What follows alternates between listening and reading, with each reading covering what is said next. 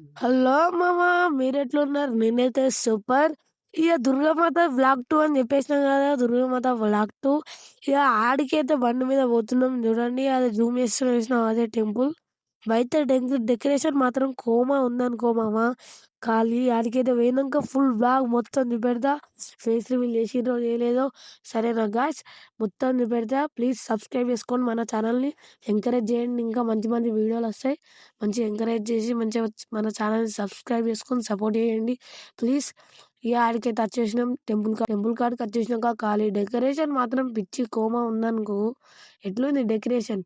ఓ ఇట్లా ఉంటుంది కదా మామ. ఈ నేపాల్ అనేది అసలు నేపాల్ దుర్గామాత పెట్టుడు వింత మామ. ఈ డెకరేషన్ కాడికి వచ్చేసే వరకు పిచ్చి కోమా అయిపోయినాం. ఇక కోమా అయిపోయినాక కొంచెం లోపలికి పోదాం పారి. లోపలికి పోయినాక అమ్మవారిని అయితే చూడండి క్లియర్గా.